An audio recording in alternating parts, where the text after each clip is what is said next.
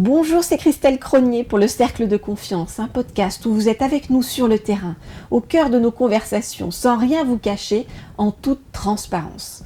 Aujourd'hui, c'est avec Mélissa Lévin, vice-présidente social media et influence chez Accor, que je parle influence, influenceur et Employee Advocacy Amplify, le nouveau programme selon lequel les collaborateurs d'Accor deviennent ses ambassadeurs sur les réseaux sociaux.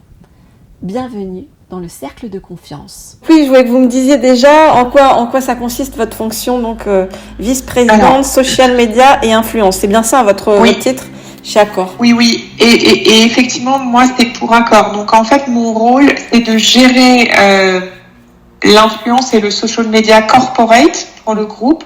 C'est-à-dire que je gère, quand vous allez sur LinkedIn, Facebook, Accor, LinkedIn, Facebook, Twitter et Instagram, et vous cherchez @Accor, c'est mon équipe et moi qui sommes derrière. D'accord. Donc, on a la gestion des réseaux sociaux du groupe, donc pas des marques, pas du programme de fidélité. D'accord. Et on a l'influence autour des sujets corporate, donc l'image employeur, la diversité, l'inclusion, le CSR, tous les sujets un petit peu transverses sur lesquels le groupe se positionne. En fait. Vous utilisez des influenceurs donc pour vous aider dans votre travail et puis voilà, quel est leur impact en fait sur le tourisme? L'impact il est très élevé. Le pouvoir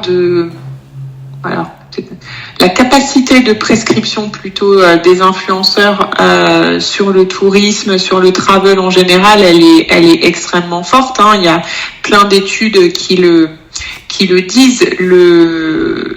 L'internaute ou en tout cas le consommateur, quand il se décide à aller chercher des vacances, les influenceurs sont clairement identifiés comme étant des gens qui peuvent être apporteurs de conseils, de tips sur la destination, les choses à visiter, les endroits où séjourner, les restaurants où profiter de l'atmosphère locale. Donc la capacité de prescription, elle est très élevée. Alors ça c'est plutôt sur l'angle, moi je me suis occupée de cette typologie d'influenceurs et j'ai beaucoup travaillé avec quand j'ai entre 2011 et 2019 quand j'étais aux relations médias pour les marques du groupe, puisqu'on faisait aussi l'influence. Aujourd'hui en corporate, la capacité d'influence des créateurs de contenu sur les sujets corporate, elle peut être quand même aussi élevée. On le voit sur certaines plateformes, par exemple comme TikTok, où vous avez des TikTokers qui ont des communautés très intéressantes et qui donnent des conseils pour correctement rédiger un CV, passer des entretiens, ne pas se planter, avoir la bonne attitude dans l'interaction. On fait appel aussi à des influenceurs. La dernière collaboration qu'on a eue, elle s'est faite avec un influenceur travel, Bruno Maltor, où en fait, si vous suivez cette personne, vous verrez, c'est un vrai digital nomade. Il a décidé d'aller, la ville, je sais qu'il avait séjourné à Saint-Pétersbourg, il s'installe pendant plusieurs mois là-bas. Donc le dernier projet influence qu'on a fait, c'était avec lui pour valoriser en fait toutes les solutions que le groupe met en place pour favoriser le travail à distance. Donc en fait chez nous, il a testé les espaces Wojo, les espaces de coworking. Il a aussi testé le hôtel office avec la capacité qu'on offre dans certains établissements d'aller travailler dans des lobbies ou alors tout simplement de se louer une chambre à la journée parce qu'on n'a pas envie de travailler de chez soi. On n'a pas envie de travailler dans un espace de coworking parce que on estime qu'on a des choses confidentielles ou qui nécessitent des discussions qu'on ne veut pas avoir avec en open space. Et dans ces cas-là, la solution de l'hôtel office, elle est tout à fait pertinente. Et est-ce que vous avez d'autres influenceurs comme ça avec qui vous avez travaillé ou vous avez mémoire que ça a vraiment bien fonctionné?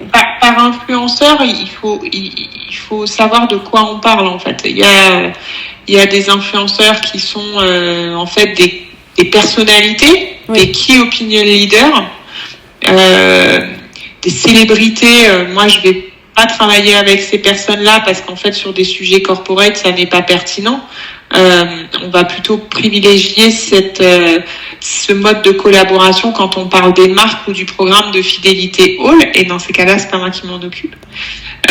Moi, je suis plutôt sur ce qu'on appelle les influenceurs experts. Ouais. Donc moi, c'est pas forcément des gens qui sont suivis par des millions de followers, mais par contre, ce sont des gens, ils ont peut-être, pour schématiser et grossir le trait, il y a peut-être que 3000 personnes qui les suivent. Par contre, ces 3000 personnes incontournables sur le sujet. Ils sont pas forcément sur TikTok, ils peuvent être plutôt présents sur LinkedIn. Finalement, ils vous aident à toucher des nouvelles cibles, donc que vous n'arriviez pas à toucher peut-être avant. Est-ce que vous avez aussi, par exemple, réussi à toucher des pays où Accor était peu présent, par exemple, auparavant? Accor, en l'occurrence, est présent dans 110 pays. Donc, il n'y en a pas beaucoup où on n'est pas présent. Mais des pays où Accor veut s'installer ou je vois par exemple à l'UNESCO, il y a quand même 193 pays, me semble-t-il. Donc, il reste quand même un peu de... un petit peu de marge. En fait, ça se travaille en général au gré des ouvertures d'hôtels, en fait. Ouais. Donc, typiquement, si on est dans un pays où le groupe s'implante par le biais d'une ouverture d'hôtel, oui, il est fort probable qu'il va y avoir en local une opération influenceur pour créer de la viralité, mais il est aussi fort probable, en tout cas c'est comme ça qu'on traitait les opérations influenceurs quand j'étais aux relations médias, on va aussi chercher à savoir quelles sont les nationalités qui vont, admettons que, j'allais dire le Pérou, bon, en l'occurrence le Pérou on y est déjà, mais enfin bref, imaginons qu'on arrive au Pérou, on va chercher à savoir quelles sont les nationalités qui séjournent le plus, qui sont le plus susceptibles de séjourner dans cet hôtel. Et en fait, on va aller chercher des influenceurs originaires de ce pays-là, avec une audience qualifiée sur le pays en question, pour venir au Pérou, bien sûr. Donc, j'ai pas pris d'exemple européen parce qu'en l'occurrence, la présence du groupe est extrêmement élevée en Europe. Mais moi, quand je construisais des opérations influenceurs. Par exemple, j'ai fait l'ouverture d'un Ibis à Tallinn. Le premier truc que j'ai fait, c'est demander au directeur de l'hôtel quels étaient ses marchés émetteurs. La Pologne, la Hongrie de mémoire, l'Allemagne. Bon voilà, il m'avait donné quelques nationalités et du coup, moi, je suis allée après avec mon réseau de communicants dans les pays, dire voilà, on a cet hôtel-là, vous êtes identifié comme marché émetteur, et je cherche des influenceurs pour produire du contenu sur cet événement-là. Créer de la visibilité dans les pays dont on a besoin pour générer du business à l'hôtel. Vous suivez quels influenceurs voyage? Vous pouvez me donner des exemples? Bruno, c'est un peu la référence, hein. Hand on Luggage, c'est des gens qui sont assez remarquables aussi. Moi, j'aime bien des comptes qui sont pas forcément personnalisés, en fait. Moi, j'aime les comptes qui mettent en avant les destinations, surtout. Par exemple, il y a un compte que j'adore qui s'appelle Africa Vacations, Spain.vacations, qui m'a aidé à construire mes vacances l'année dernière en Andalousie. Je suis beaucoup moins sensible à cette notion de personnification. Il y avait quelqu'un que j'aimais beaucoup pendant un moment, mais maintenant il est plus présent sur d'autres sujets. C'est Alex Viseo. Alors, votre programme, donc, c'était en septembre 2021, c'est ça, que Accor a lancé l'Employee Advocacy MPLI. Oui. Est-ce que vous pouvez m'expliquer un petit peu ce que c'est? Alors, l'idée, c'était d'avoir un programme de leader et d'employee advocacy. On est parti du principe qu'en parallèle des réseaux sociaux sur lesquels on pousse nos informations, on avait aussi l'envie, le devoir, parce que ça se fait beaucoup, de plus onboarder les collaborateurs pour en faire eux-mêmes des ambassadeurs des informations du groupe. Donc, partant de ce postulat, on s'est dit qu'il fallait qu'il y ait un exemple. Et l'exemple, il vient évidemment par le haut. Donc, on a fait une espèce de pyramide et on a d'abord onboardé les leads. Onboardé, et par leader. Ça veut dire quoi, onboardé pour vous? Ça veut dire qu'on a on a développé un programme d'accompagnement des membres du COMEX. Oui. De Accor. D'accord. Donc moi, j'ai la responsabilité de l'accompagnement des membres du COMEX qui ont des fonctions centrales, oui. Il y a 6 personnes, et les membres du COMEX qui ont des fonctions régionales, ce sont les relais communication en région qui s'en occupent. L'idée, ça a consisté à faire d'abord un audit de présence, un benchmark par rapport à leurs pairs dans d'autres industries chez les concurrents, ouais. Et ensuite de déterminer, de leur proposer une ligne éditoriale et un choix de plateforme à développer. Donc essentiellement sur LinkedIn, mais pas que. Il y en a qui avaient envie de se lancer sur Instagram. Il y en a, voilà. Donc on a fait une proposition haute couture pour chacun d'entre eux. Et on les accompagne dans la sélection des sujets qui peuvent pousser, dans la rédaction d'une première base de body copy, donc de messages qu'ils revoient, qu'ils valident ensuite et qu'on poste. Et une fois que ce travail a été enclenché, on a mis en place un outil qui s'appelle Sociable, mais le programme de leader et d'employé advocacy s'appelle Amplify chez Accor.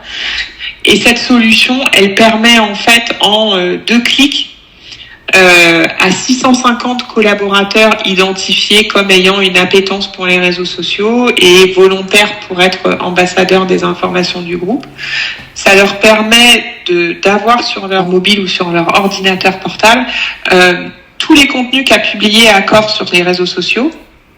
Et ça leur donne la possibilité de pousser ces contenus sur leurs propres réseaux sociaux.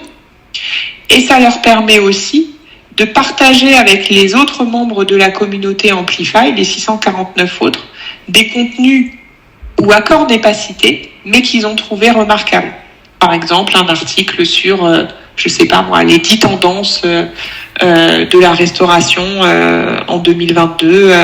Je trouve cet article particulièrement intéressant. Je vais le partager sur mon LinkedIn, mais je vais aussi proposer aux autres de le partager. En leur donnant la possibilité à chaque fois, ça c'est très important, il y a une base de volontariat et en les encourageant aussi à pas juste reposter comme des robots parce que ça sert à rien. Enfin, ça sert à rien, ça sert, mais bon, c'est dommage. Mais en les invitant à chaque fois à s'approprier le contenu ou en tout cas à ajouter leur propre opinion, leur propre point de vue à ce contenu. Donc en fait, si je comprends bien, donc c'est vos collaborateurs qui deviennent vos influenceurs. Exactement. Et c'est compris dans leur, on va dire, contrat de travail maintenant parce que ça prend du temps en fait de faire les réseaux sociaux. Donc est-ce que c'est compris dans leur temps de travail en fait vous pouvez passer tant de temps à faire des réseaux sociaux? Non. Ils le font quand ils veulent et comme ils veulent. Ouais. Comme c'est basé sur le volontariat. On leur paye la licence, évidemment, mais après, ils l'utilisent comme ils veulent. Et vous en avez beaucoup qui jouent le jeu ? Sur les 650, on a acheté au départ 650 licences. Pour l'instant, on n'est pas encore... on est à 400 licences distribuées. Ça fonctionne plutôt pas mal. On est plutôt content. Après, c'est le début du projet. Là, on va bientôt avoir un reporting à 6 mois, une analyse à 6 mois. Le prochain enjeu, c'est vraiment de mobiliser les régions de sorte à ce qu'on développe le projet et que justement on arrive à ces 650 licences allouées. Ça c'est sur la France ou vous travaillez ? Non, c'est global. C'est worldwide. D'accord. Et en fait, oui, ce modèle-là, c'est quand même un modèle très anglo-saxon. Je crois qu'il y a des entreprises comme Starbucks qui l'utilisent déjà. Il y a plein d'entreprises. Renault le fait à une échelle bien supérieure à nous. Ouais. Il y a énormément de boîtes aujourd'hui. Le fait, alors ils utilisent, en l'occurrence Renault utilise la même solution, mais l'employee advocacy c'est pas forcément quelque chose comment dirais-je, de professionnaliser avec des outils comme nous, on peut le faire dans toutes les boîtes. Mais la notion d'ambassadorat, aujourd'hui, je vous encourage à aller voir les études de Sprout, SPROUT, ou de Amazing Content aussi. Enfin, les contenus, en fait, la crédibilité d'un contenu corporate quand il est poussé par un collaborateur a un pouvoir de conviction et de prescription qui est bien supérieur à celui du compte corpo officiel, la voix de son maître, quoi. Ce qui est normal. Ouais. Enfin, Oui, bien sûr. Dire, c'est logique. C'est remettre en fait de l'authenticité Exactement. dans tous vos contenus, quoi, en fait. Alors, c'est quoi une influence plus responsable et vertueuse pour vous, pour Accor? Vous avez 2 heures. Ça, non, mais je vous dis ça parce que c'est un sujet qui me passionne. Ouais. Donc, en fait, quand j'ai commencé à travailler le sujet de l'influence, moi, j'y connaissais rien. Hein. Moi, je venais d'un univers où on travaillait avec des journalistes, c'était très normé et tout. Et je voyais, parce que je travaillais sur les relations médias-marques, donc avec des journalistes art de vivre, gastronomie, etc. Oui. Que les rédactions, je vous apprends rien, étaient pressurisées comme pas deux, qu'on demandait aux journalistes de passer de 2 à 12 articles par semaine, à la fois sur le print et à la fois sur le online, et que donc j'arrivais de moins en moins à les mobiliser sur des voyages de presse. Enfin voilà, il fallait complètement repenser la relation qu'on avait avec eux. Et à côté de ça, il y avait à l'époque l'émergence de nouveaux profils, on les appelait les blogueurs à l'époque, qui étaient des gens comme vous et moi, avec un talent plus ou moins élevé pour l'écriture, et qui partageaient des convictions, des bons plans. Et ces gens-là étaient, et on se rendait compte qu'ils étaient assez prescripteurs. Parce qu'il y avait énormément de commentaires en réponse à leurs articles, etc., à leurs posts, pardon. Donc j'ai commencé à me dire bon, ok, il va falloir, ok, faire des dispositifs pour les journalistes, mais il va aussi falloir faire des dispositifs pour ces personnes-là, qui sont aussi intéressantes, mais par contre qui n'ont pas du tout les mêmes besoins. Parcours. Après, je vous apprends rien, vous êtes journaliste, mais mon parcours en voyage de presse, on faisait une visite de l'hôtel, on présentait le directeur, il expliquait quels étaient ses fameux marchés émetteurs, quelle clientèle il cherchait. On faisait venir le designer pour qu'il explique sa conception de l'espace, le mobilier iconique, etc. Un influenceur, déjà au bout de 20 minutes, vous l'avez perdu si vous lui faites faire ça. C'est des trucs hyper immersifs, des gens beaucoup plus jeunes, vous n'allez pas lui le plomber parce que de toute façon, 20 minutes avec un directeur d'hôtel, au mieux il est poli et ça va bien se passer, au pire il va rester, évidemment, parce qu'il est bien élevé, il va bien se comporter, mais derrière il va vous dire Mélissa, moi ce dont j'ai besoin c'est d'aller capter l'environnement local, c'est effectivement devoir faire un focus sur le mobilier ultra design, sur le chef qui est en train de faire un plat magnifique, mais c'est pas les mêmes besoins. Donc j'ai commencé à aller voir ces gens et à travailler avec eux, et assez rapidement, mais ça c'est mon côté psychorigide un peu qui vient de cabinet d'audit certainement, ou mon côté capricorne, je ne sais pas. Je m'entends très bien avec les capricornes. Ça tombe là. Mais de la même manière que il était très... J'avais complètement intégré la déontologie d'un journaliste. Je ne voyais pas de déontologie chez les influenceurs. Et très rapidement, ça m'a posé un problème. Parce que à l'époque, c'était beaucoup d'échanges de marchandises, basés sur du partenariat. Donc, les gens produisaient du contenu en échange d'une gratuité dans un hôtel, etc. Sauf que moi, à un moment donné... pour lui, c'est peut-être une gratuité, mais moi, j'ai une gouvernante, une femme de ménage qui a fait la chambre, un monsieur qui a préparé le petit déjeuner, un chef un serveur qui est venu apporter le room service, etc. Donc ce que je proposais avait quand même une valeur. Et donc je voulais faire comprendre aux créateurs de contenu que ce contenu que je proposais avait une valeur. Et que de la même manière que je prenais des engagements vis-à-vis d'eux, dans le cadre d'une collaboration, je voulais qu'ils prennent des engagements vis-à-vis du groupe. Donc ça m'a amené à réfléchir en fait avec des collègues à une charte, avec des collègues de chez Accor à une charte influenceur. C'est quelque chose que je pourrais vous partager. Elle est, d'ailleurs c'est ce que je dis dans l'article. Et à mettre en place aussi des guidelines, des règles de bonne conduite, des outils de conduite de projet, une formalisation de contrat de travail aussi quand on va un petit peu plus loin dans ce qu'on demande à l'influenceur en termes de production de contenu. Évidemment, il y a une rémunération, donc évidemment, il y a un cadre contractuel. Et donc, j'ai mis en place toutes ces règles-là chez Accor. D'accord. Donc, pour moi, l'influence avec de l'éthique, en fait, c'est juste l'influence responsable, c'est juste faire les choses correctement. Et je me suis rapprochée de mémoire de la RPP en disant, regardez les gars, j'ai fait ça. Ouais. J'aimerais bien que vous me disiez si vous êtes alignés avec ce que je demande et la démarche que je porte pour mon groupe. Ouais.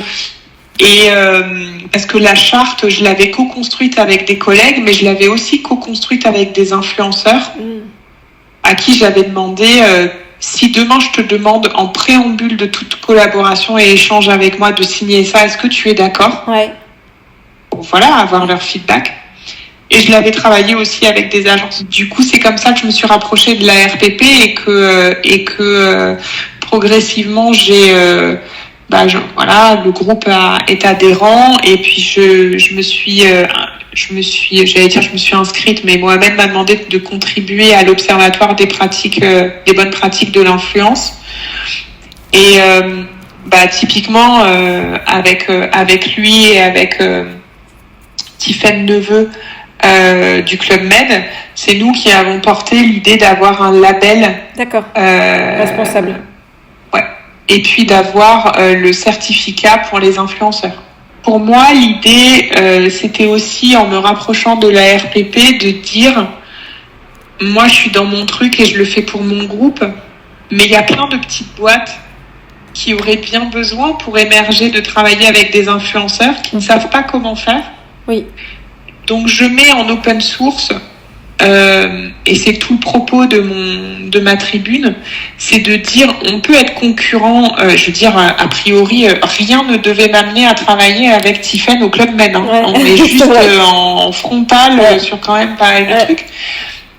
Et en fait, on a dépassé ça en se rejoignant sur la nécessité de professionnaliser et d'aider les influenceurs à se professionnaliser. C'est bien, je trouve. Et donc, on s'est rencontrés sur une table ronde où on nous avait mis ensemble et on a commencé à discuter, etc. Et elle me dit, est-ce que cette charte, tu peux la partager ? Oui, mais bien sûr, je te la partage. Enfin, évidemment. Et n'hésite pas à la nourrir aussi de ce que toi tu fais de particulier au Club Med. Et parce que c'est hyper important. Plus on en parlera, et plus il faut faire de ce label ARPP, de ce certificat de l'influence, une vraie valeur ajoutée pour les influenceurs. Et d'ailleurs, Tiffaine est allée très loin, en tout cas elle a porté le sujet extrêmement loin, puisque dorénavant le Club Med s'engage, où un influenceur ne fera une collaboration avec le Club Med que s'il a le certificat. Alors c'est plus simple pour elle parce que le groupe les influenceurs sont essentiellement français, etc. Elle le fait sur la France. Moi j'ai un rôle global, donc moi j'ai pas un rôle français. Ouais. Mais en tout cas l'idée c'était vraiment de rendre accessible au plus grand nombre, y compris aux plus petites boîtes, cette philosophie et puis ces outils très pratiques que nous, en tant que grand groupe, on a la capacité de développer parce qu'on a les équipes, le temps et le jus de cerveau pour produire ces trucs-là, mais qu'une toute petite ou même qu'une ETI, une PME n'est pas en mesure de faire. Okay. Donc voilà tout le propos. Très bien. Merci beaucoup. Le Cercle de Confiance, le podcast sans filtre qui donne la parole à tous. 100% inspirant, 100% sociétal, 100% optimiste, zéro censure. À retrouver chaque lundi dès 9h sur les différentes plateformes d'écoute. Apple Podcast, Google Podcast, SoundCloud, Spotify, YouTube et encore bien d'autres. Plein de bonnes ondes pour la semaine.